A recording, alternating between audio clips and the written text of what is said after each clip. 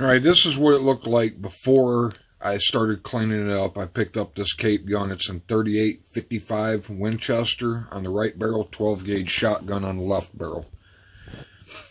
It was kind of rough shape as far as the finish goes. The gun locks up solid in that. Mainly the locks and the receiver. You can see the rust right there. I mean, it just tons and tons of rust. And I just wanted to clean it up and make it really nice without making it look like it was redone. And this is afterwards. You can see the lock plate there. I lightened up the stock, cleaned all the oil and grease out of the stock, or as much as I could. There's the 38-55 with 12 gauge buckshot. Just basically tried to clean the gun up. The bores look excellent. The gun locks up tight as a brand new gun. Really looking forward to doing a shooting video on this, and the shooting video will be coming out here real shortly and discussing all the things I did to it. I have a friend of mine, the Gray Pilgrim, is going to be taking over and explaining some of the history on this because I'm not real good with history. So hopefully you guys will enjoy the video. Howdy. Somehow amongst the smaller gun tuber channels, I have developed a reputation of a sort of bookish person, something of a scholar of guns. I don't know how that happened, because I'm just a dumb hillbilly, really. Honest. But there's one guy who goes by AR American, does an interesting channel. He's very much into these big express rifles. And if you're not familiar with express rifles, a bigger gun tuber who goes by a Kentucky Ballistic Scott, he likes to play with them a lot. Things like 500 Nitro Express or those kind of rifles. Well, those things were all designed for hunting big game. What they call the Big Five: Cape buffalo, rhino, lion, elephant. I guess tiger's the other one. I'm not that familiar with it. But AR American contacted me and said, "Can you do something about cape guns?" I went, "Right. What's a cape gun? Never heard of it." Well, I do have some books, so I did some digging. And about 2 hours later, I pulled my head out and went, I can find almost nothing about them in my whole collection. The big game hunting and express rifles is very much a thing of the British, and specifically the British of the period called the Raj, which is the mid-19th century until they handed India back. And the Raj was a period in which basically in India, the British became the highest ranking caste. And in Africa, well, at the time they ran South Africa, Rhodesia, Nyasaland, Southwest Africa, much of Tanganyika. They had a whole bunch of it. Everything right up to the Belgian Congo, the British controlled. And down from the Nile to Sudan, they also controlled. So big game hunters would go after Nile crocodile and elephant and lions and Cape buffalo and gazelles and all kinds of things. Well, back then you'd have what they called native bearers. And a native bearer was somebody who carried all your stuff when you went on a safari.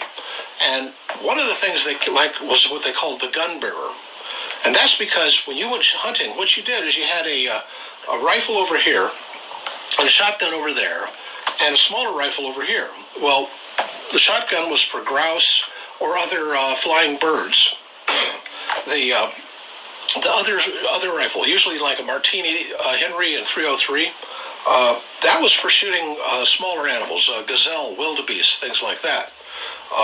But the big stuff, you would have an express rifle. Well, somebody got the bright idea, well, why don't we just combine the two and have an express rifle and a shotgun in the same gun? What they came up with, now this is just a Sears Roebuck or Ward's or something, double shotgun, but it'll give an example of it. They'll have a single barrel that has rifling in it for shooting a rifle through it, and the other one will be a smooth bore for shooting shotgun. So you have two guns in one. And this was very popular for a while, and it was called the capegun. And there were many makers of these things in England, in Austria, and in Germany. And one person who was a maker of these things and also wrote a lot about it, hold on a second, let me get this down where you can see. Like I said, I'm using a dumb camera that I don't particularly care for. There. This is W. W. Greener's book on the gun. Greener was a big maker. Besides being a scholar of the gun, he was a big maker of those kind of guns, of express rifles, shotguns, and cape guns. And I was going to dig my way through this, but this is an antique. It's a first edition, and it's rather rare. So what I did is I bought another copy of it because this is a lot easier to go through. And if I happen to ruin a page, well, that's a shame, but I'll live with it, that kind of thing. Anyway, this is looking down the bore of a cape gun.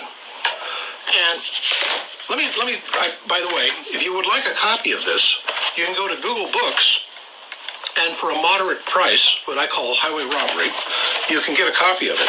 But if you go to archive.org, you can download a PDF of it, which is what I did, because even with this, that font is just really small, and for my old eyes, I prefer something I can actually read.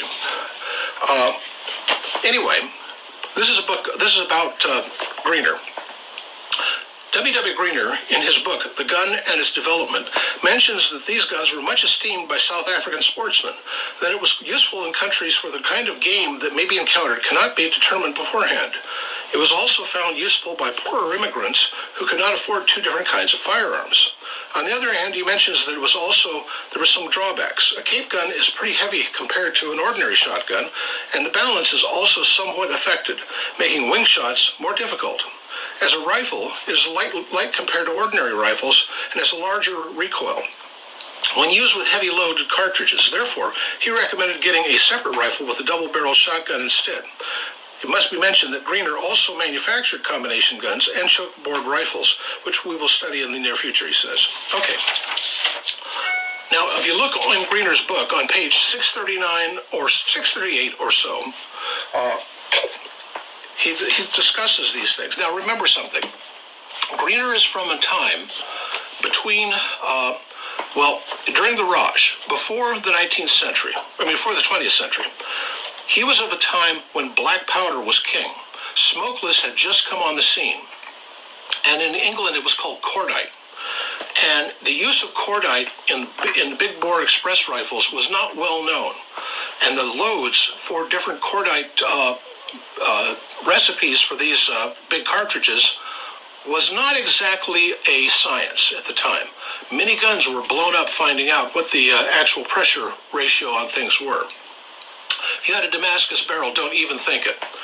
Well, anyway, between the time of before the invention of any kind of double-barreled or double gun, there were different systems developed. Whitworth was coming up with his type of rifling. There was another fellow who came up with a really cool system called the Paradox. And the Paradox was basically a rifle barrel with the last few inches of it being rifled. A shotgun barrel with the last few inches being rifled, so that you could use it as a shotgun, or you could shoot it as a rifle barrel if you really had to. It was sort of a compromise. Then the cape gun came along. Let's see. This is not the part I wanted. Cape guns, okay. No, that was the part. Okay, it's just I missed what I was looking for. The cape gun were usually in something like 8-bore or larger. The usual way to do it, by the way, the Austrians, do you know how the British right now drive on the wrong side of the road?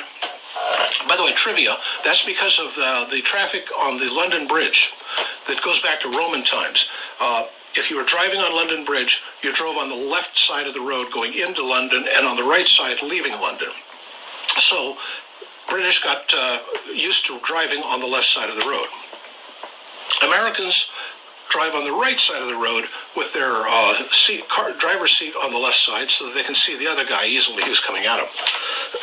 Anyway, they extended this. The British extended this to their guns too. If you have an Austrian or a German gun, the bore on it will be rifled on the right side, and the smooth bore will be on the left. A British gun, the rifling is on the left side, and the smooth bore is on the right. We're speaking of Holland and Holland, Purdy, the various makers of them over there, and bigger makers over here as well, who got into the game here in America. But all of the makers in Rigby also made it, by the way.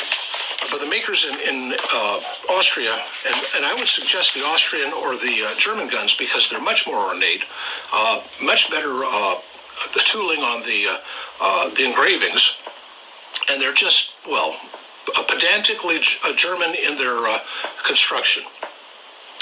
Interesting gun. I didn't know anything about them until I started digging into this, and I found all sorts of information about these things. It's just amazing.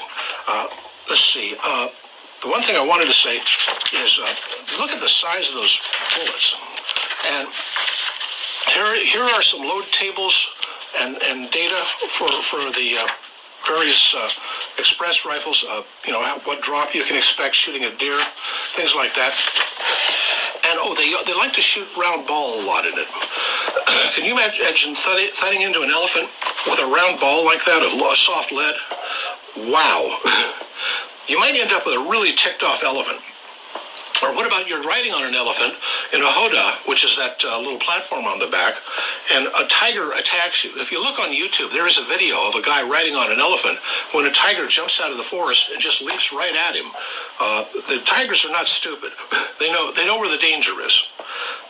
So they would have these little short-barreled, double-barreled pistols that they would use for that very eventuality. Anyway, this is what I have learned, mainly from Greener here, about the cape gun.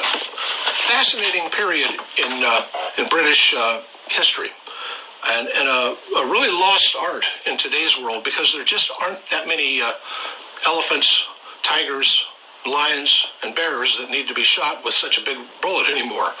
So anyway, fascinating thing.